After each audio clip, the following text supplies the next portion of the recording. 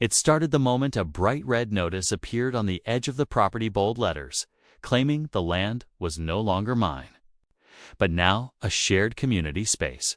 Overnight, the quiet routine of tending my little slice of peace turned into a battle I never asked for. Neighbors I'd known for years suddenly acted like enforcers, and the HOA insisted they had documentation to prove their claim. But the deeper I looked, the more their story cracked. And when a single surveyor stepped onto the property, everything unraveled. So what exactly was the HOA trying so hard to hide? Long before the red notices, the surveys, and the escalating tension, life on the edge of the community was simple. The homeowner, someone who had always preferred the quiet rhythm of open land over the noise of neighborhood politics, spent most mornings walking the fence line, checking irrigation lines, and watching sunlight roll across the field. The property wasn't grand or elaborate. It was honest. A stretch of inherited farmland that had been in the family long before a modern subdivision rose up beside it. From the outside, it seemed like the perfect balance, a peaceful buffer of rural space brushing up against a neatly organized neighborhood governed by an HOA that prided itself on uniform lawns, matching mailboxes, and orderly living. For years, the farmland existed quietly alongside the community with an unspoken, understanding, two worlds sharing a border, but rarely interacting. But things began to shift the moment new board members stepped in. They were eager to make improvements, eager to establish their authority, eager to define what belonged to the HOA and what didn't. Their enthusiasm had a way of spilling over property lines, and whispers began circulating among homeowners about underutilized land and potential community upgrades. Most people didn't think much of it. For them, it was just talk, another HOA project that may or may not ever happen. For the landowner, though, those comments felt different. They weren't directed at him, not yet, but they lingered in the air long enough to raise a quiet unease. It wasn't the first time an HOA had eyed land that didn't belong to them. And this HOA, with its new board and its increasingly ambitious vision, seemed unusually focused on anything that wasn't perfectly polished or manicured, including his working farmland. Still, life went on as usual. The homeowner kept tending the field, maintaining his routines, and assuming the subtle hints were just that, hints, nothing more. His land had legal boundaries clearly marked in old documents stored in a weathered metal file box inside the farmhouse. Boundaries he assumed no one would ever question. He'd grown used to seeing neighbors pause during their evening walks to admire the open landscape, sometimes snapping photos when the fields glowed gold at sunset. It gave the neighborhood a picturesque backdrop, the kind of view HOAs brag about in newsletters. Over time, he'd even come to appreciate the quiet companionship of the community's edge. Then small annoyances began piling up. At first, it was people stepping past the property line to take shortcuts during their jogs. Then families letting their kids run across the field, assuming it was just unused open space. Eventually, someone placed a small bench near the boundary. No one asked. No one even mentioned it. It simply appeared one day, positioned like a silent claim. Most people would have brushed it off. But for someone who knew every inch of his land, every misplaced object carried weight. It wasn't the bench itself, it was the entitlement it represented. A creeping sense that the neighborhood's casual oversteps might soon turn into something more intentional, something more permanent. He tried to ignore it, telling himself it was nothing. People don't intentionally cross lines they know exist. And the HOA. They had plenty of internal issues to deal with. Complaints about holiday lights, disputes over fence colors, and endless debates about trash can placement. Surely they wouldn't be interested in starting trouble over land. That had never been theirs. But that uneasy feeling never fully went away. It lingered like the first low rumbles before a storm. Some HOA members had begun treating the farmland as if it were a blank canvas waiting for their approval. Something the pressure, didn't arrive all at once. It came in waves, each one stronger than the last, each one chipping away at the thin line that separated the homeowner's quiet independence from the HOA's growing hunger for control. The first sign something was truly wrong came one crisp morning when he discovered a laminated sign staked firmly into the ground several feet inside his property line. It bore the HOA's logo and a bold title claiming the area was now designated as a future community green space. For a moment, he just stared at it, trying to make sense of its presence. It wasn't on the border or near a shared path. It was planted well past the legally marked boundary. He pulled it out, brought it home, and assumed it had been placed by mistake. But the following day, two more appeared, each one deeper into the land. Each one phrased more confidently than the last. The wording implied approval, as if a vote had taken place. But he hadn't been notified of anything. The HOA had no jurisdiction. The land wasn't theirs by any stretch of paperwork or imagination. He reached out to the HOA president for an explanation. The response was cold, clipped, and filled with corporate politeness that felt more like a warning than a clarification. They said they were evaluating community use opportunities and believed the adjacent land might be eligible for integration. Adjacent, that one word told him everything he needed to know. They believed that if they referred to his farmland as simply adjacent, eventually people would start thinking of it as naturally connected, maybe even already part of the neighborhood's shared assets. The next week, strange things began happening on the property. Joggers he'd never seen before cut across the field in increasing numbers. Families started treating the area like an extension of the park. Someone even left behind stakes with little pink flags, the same type used during land development projects. They weren't placed by him, and each one sat perfectly aligned, forming neat grids that looked disturbingly intentional. He pulled them out, but more appeared. And with each removal, he sensed eyes watching him, neighbors pausing at fences, HOA board members walking unusually close to the property line. A few even took photos, pretending to capture the scenery but always angling the camera toward him. Or the markers. Then came the letters. The first arrived in an official envelope stamped with the HOA seal. Inside was a printed notice claiming he had removed community property markers and was therefore interfering with HOA planning. It demanded immediate compliance and restoration of items removed. It threatened potential fines. The language was bold, confident, and completely detached from reality.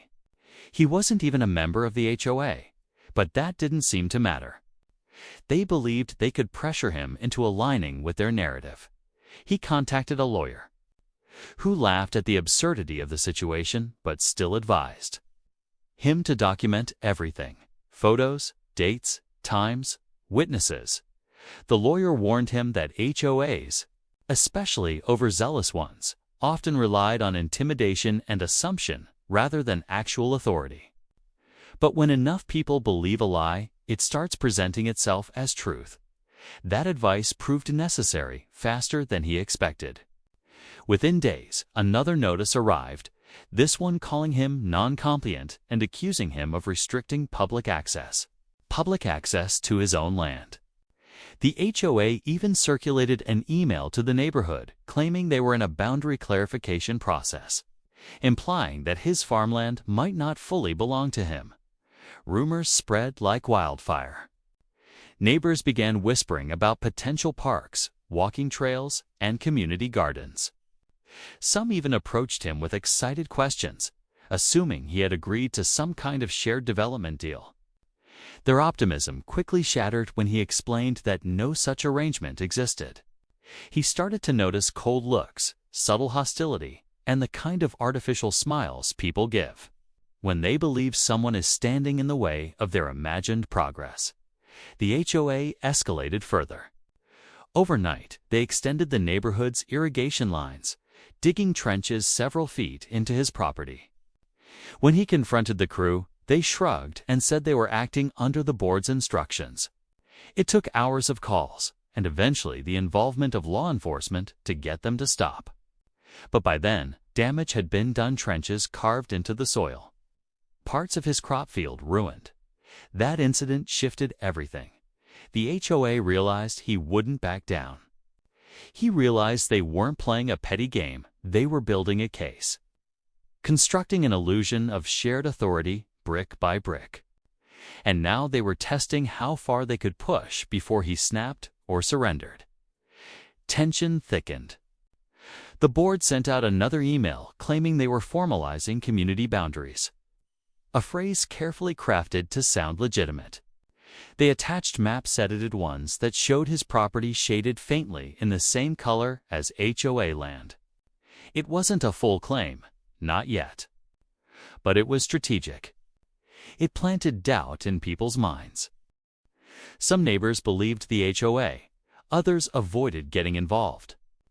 A few apologized quietly, saying they'd never seen the board so determined about anything before.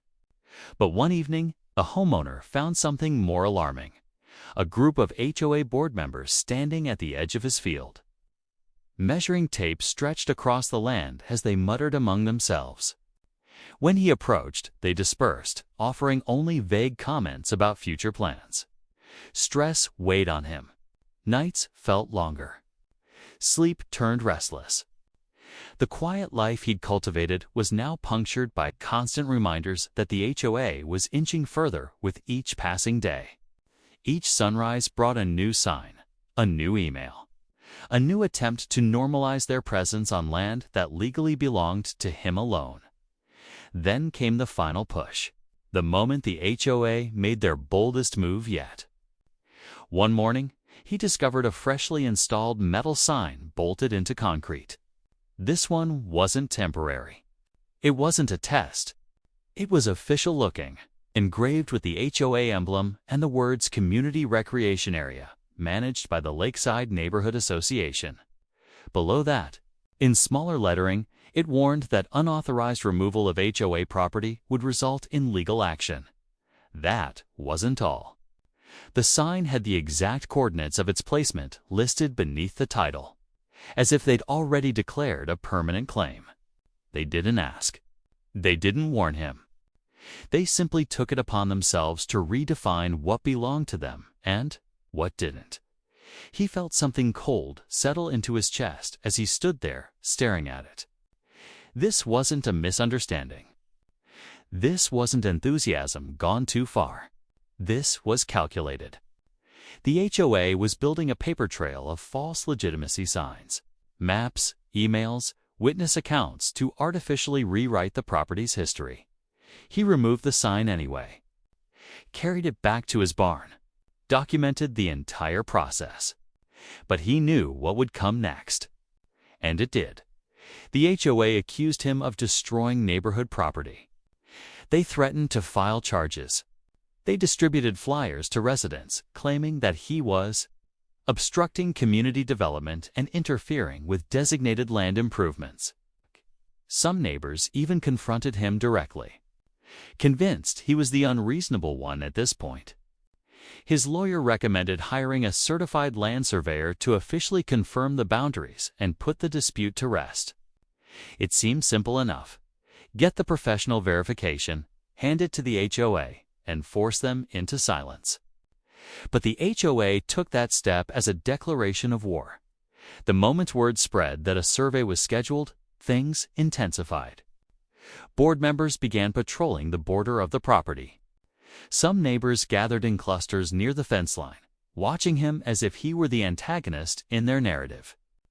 The HOA president sent yet another email, this one claiming they would review the validity of any survey results. The homeowner knew then that the survey wasn't just another piece of documentation, it was the threat the HOA feared most. If the survey confirmed his boundaries, their entire fabricated claim would collapse. Every sign, every email, Every so-called marker would become evidence of overreach and possible fraud. The night before the survey, the property felt unnaturally still. He walked the boundary in the dark, a flashlight beam cutting through the tall grass. The flags were gone, now removed by him repeatedly, but the feeling of violation lingered. Something was building. Something was about to break, and he wasn't wrong, because by the next afternoon, when the surveyor arrived with equipment in hand and legal authority to map the land, the HOA had set the stage for a confrontation none of them would forget. The board assembled near the border. Neighbors gathered like spectators. The air buzzed with tension thick enough to feel in the ribs. Everyone expected a fight. Everyone expected a spectacle. And they got one. The survey would expose not just the truth of the property lines, but the full extent of the HOA scheme, one they desperately hoped would never see daylight. What they didn't know was that the homeowner had prepared for this moment from the very first. Sign driven into the soil, and when the surveyor placed the first stake in the ground, everything the HOA had constructed, every assumption, every lie, every overreach began to unravel. The surveyor arrived with a calm, steady confidence that contrasted sharply with the tension simmering along the property line. His truck rumbled quietly as he parked on the gravel, stepping out with a clipboard, a tripod, and the kind of focus that came from years of witnessing boundary disputes far pettier than this. Still, even he hesitated when he saw the gathering crowd, neighbors lined up as if awaiting a spectacle. HOA board members clutching folders and tablets, and the HOA president planted front and center with a look that was equal parts certainty and thinly veiled panic.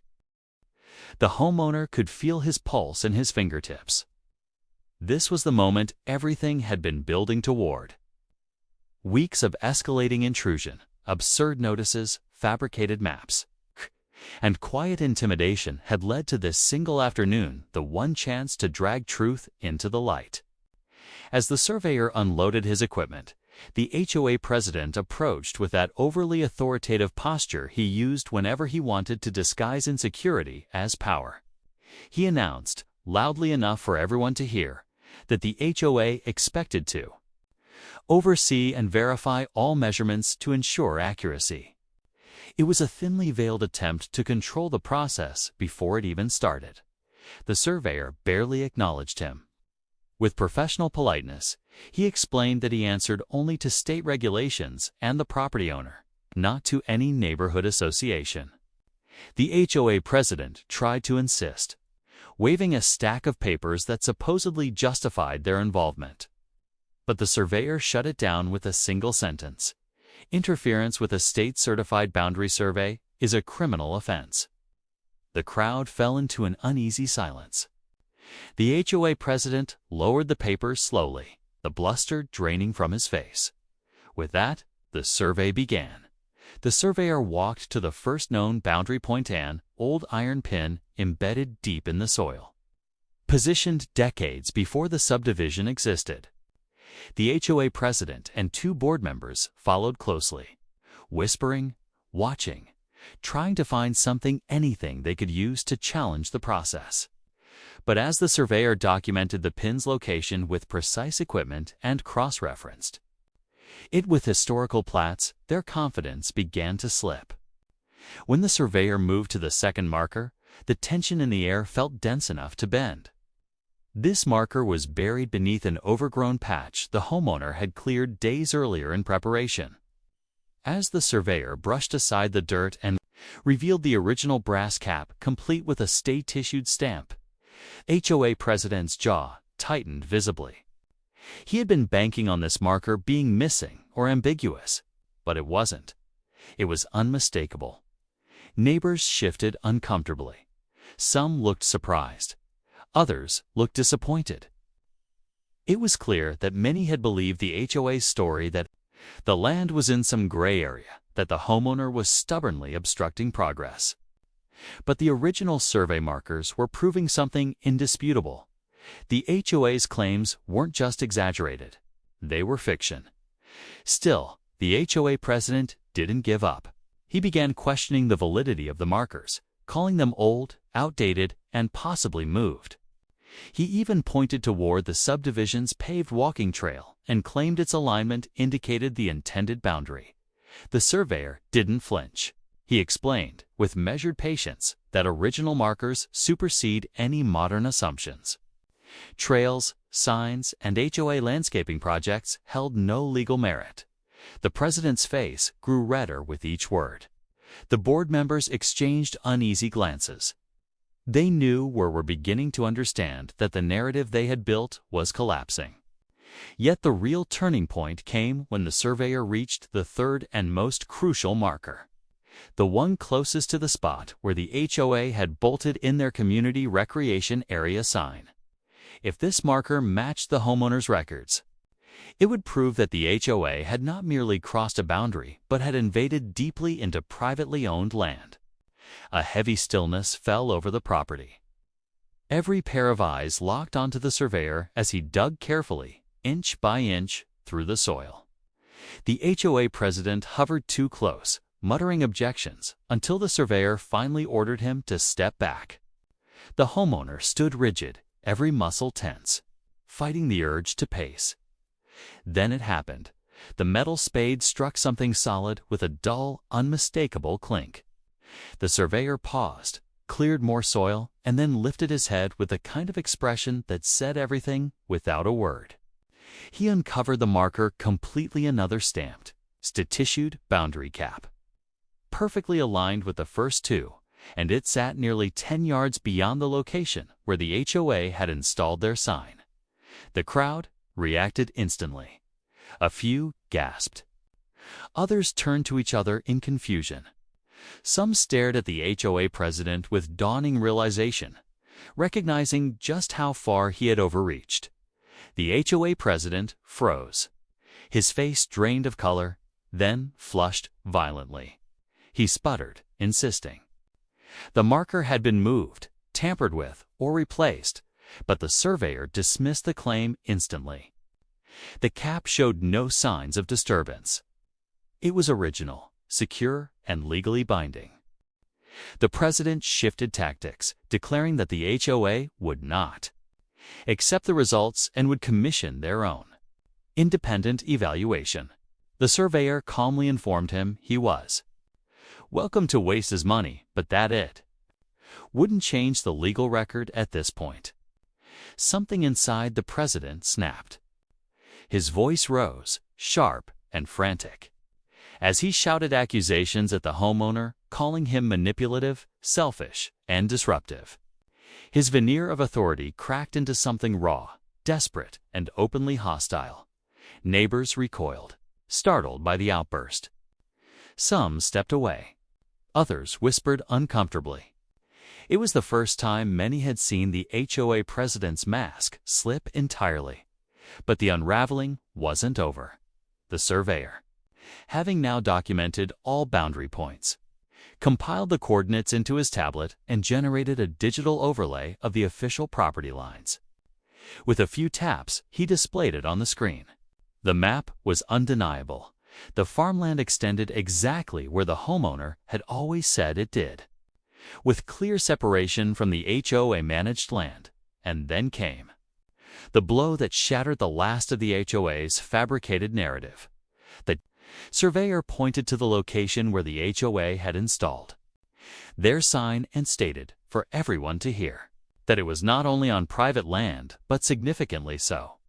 He explained that any attempt to claim or modify that area constituted trespassing and potential land theft. The HOA president looked as if he might faint. Board members shifted nervously. A few neighbors apologized quietly to the homeowner, their earlier certainty now replaced with embarrassment. But the most damning moment came when the surveyor printed the preliminary findings on the spot, handing the homeowner a signed, time-stamped report. The HOA president lunged forward, demanding a copy. The surveyor refused. "This is evidence," he said plainly, "and it belongs to the property owner." The homeowner held the document in his hands, the weight of it heavier than paper should ever feel. It wasn't just a report, it was truth made tangible, the undoing of weeks of harassment. The weapon he needed to expose the HOA's scheme for what it truly was. The HOA president's voice cracked as he shouted that the entire neighborhood would hear his side. But no one seemed interested. They weren't looking at him anymore. They were looking at the homeowner, the man who had quietly endured an onslaught of deceit and stood firm. And as the surveyor packed his equipment, the final marker of the afternoon settled into place, not in the soil, but in the minds of everyone present. The boundary wasn't just physical. It was moral. And the HOA had crossed it without hesitation. The climax came, not with a dramatic explosion, but with a quiet, undeniable truth. The HOA's empire of assumptions had collapsed under the weight of a single, irrefutable survey. Yet the real consequences, the fallout, the reckoning for everything the HOA had done that was still to come. Because proof was only the beginning. The HOA president didn't show up the next morning, or the next. For someone who had spent months marching up and down the neighborhood with a clipboard and an inflated sense of power, his sudden disappearance left a strange silence in the community. The daily stream of notices halted. No more emails filled with bolded accusations. No more neighbors lingering near the fence line, awaiting the next escalation. It felt as though the entire subdivision had inhaled deeply and was holding its breath. Meanwhile, the homeowner wasted no time. The signed, time-stamped survey report lay on his kitchen table like a loaded weapon. His lawyer reviewed it within hours and immediately recognized its significance. This wasn't just a boundary clarification. It was a legal shield and a sword in one. It proved trespassing. It proved overreach. And it proved intent. Together, they drafted a letter that would send shockwaves through the HOA board. The tone was measured but firm. It detailed each instance of unauthorized intrusion, every false claim made in writing, every map they'd circulated with altered boundaries, every trench dug into the soil without permission. It outlined damages. It referenced state statutes. And attached to the final page was the survey, a piece of evidence so clear that contesting it would be an act of pure desperation.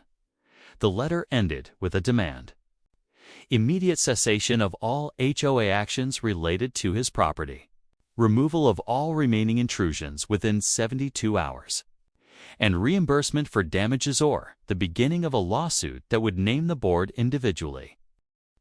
It was sent to the HOA president, the board members, and, per the lawyer's recommendation, to every homeowner on the subdivision's mailing list. The silence didn't last. The emails and whispers started almost immediately. Some neighbors had suspected something was wrong all along. Others had wholeheartedly believed the HOA's narrative and were now trying to quietly distance themselves from it. A few were stunned. One woman admitted she'd attended a board meeting where the president confidently claimed the farmland was subject to review and likely intended to be shared space. Seeing the actual survey, results on the boldness of the HOA's lie sent ripples of shock through the community. Several neighbors approached the homeowner with awkward, apologetic looks. Not all offered direct apologies, but their posture said enough. They now understood that the homeowner wasn't obstructionist or unreasonable. He wasn't standing in the way of progress. He was fighting off a hostile takeover masquerading as community improvement. But the real shift came during the next scheduled HOA meeting. The room was packed. More people attended that night than had shown up in the past 2 years combined. Chairs lined the back wall. A few residents stood in the doorway. The HOA president finally reappeared, but he looked nothing like the man who had tried to assert himself during the survey. His posture sagged. His expression was tight. His eyes darted anywhere but toward the homeowner, who had taken a seat near the front with his lawyer. The meeting began with the usual formalities, but it didn't take long for the tension to snap. "Why?" a resident asked sharply. Did the board circulate maps that weren't accurate? Why were we told the boundary was under dispute? Another demanded. A third homeowner held up a printed copy of the survey, her voice shaking with anger. Did you know this was the legal property line the entire time? The HOA president tried to respond, but the words tangled in his throat. He attempted to claim miscommunication, but his explanation fell apart under scrutiny. Every board member was forced to confront the evidence laid bare: the signs, the trenches, the markers. The emails, all actions taken without legal grounds. Then the homeowner's lawyer stood, calm, composed, and devastatingly clear. He explained the consequences of trespassing, the illegality of trying to assert control over land the HOA didn't own, the potential financial liability for damages, the risk of individual board members being named in a civil suit. He didn't raise his voice. He didn't threaten theatrics. He simply stated the facts, and those facts struck harder than any shouted accusation. The room shifted. Some homeowners' faces hardened and outraged at the board. Not the man they'd once seen as the problem. The HOA president's composure cracked completely.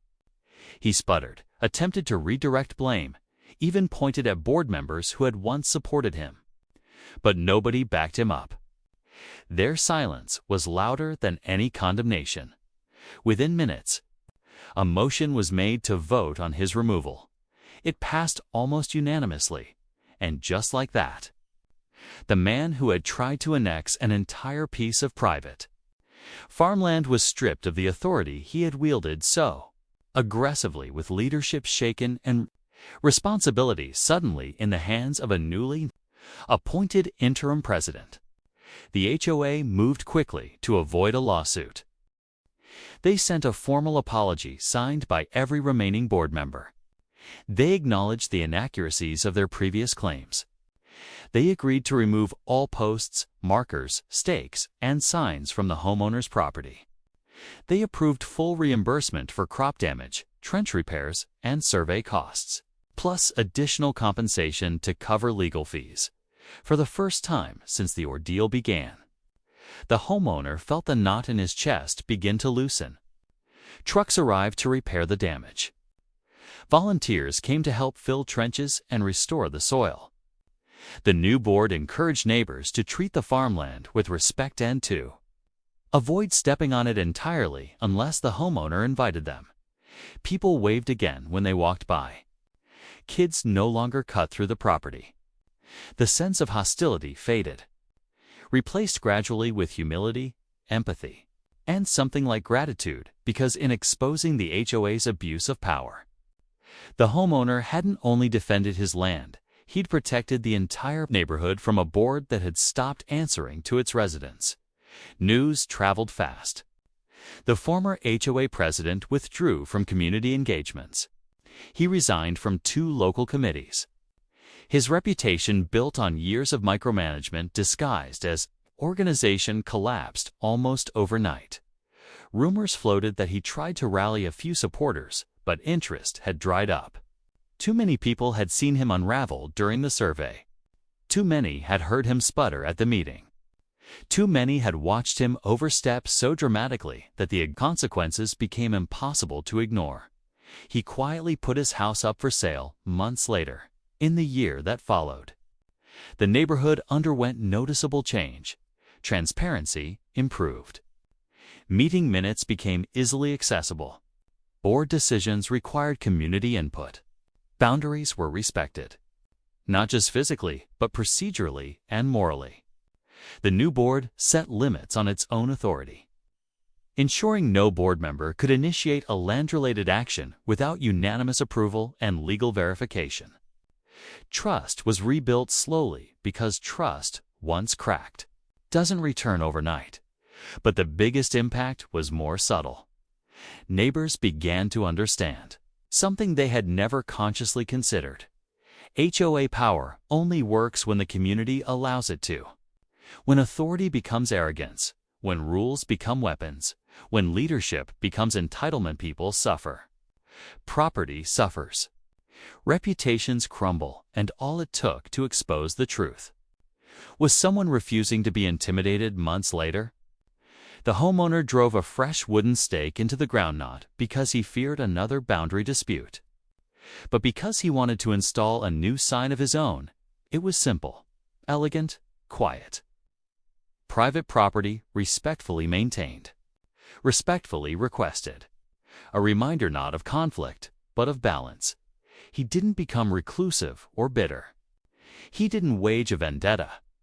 He didn't hold grudges against neighbors who had believed the HOA's lies early on. Instead, he used the experience to reinforce his own principles. Stay calm. Document everything. Know your rights. And never assume that silence equals surrender, because sometimes the quietest people fight the hardest when pushed too far. In the end, the HOA didn't just lose a battle over land. It lost the illusion of infallibility. The homeowner didn't just win back his boundary. He won back his peace, and he helped an entire neighborhood. See the dangers of blind trust in unchecked authority. The story didn't end with a lawsuit or a dramatic courtroom showdown. It ended with something far more powerful, a community learning from its mistakes.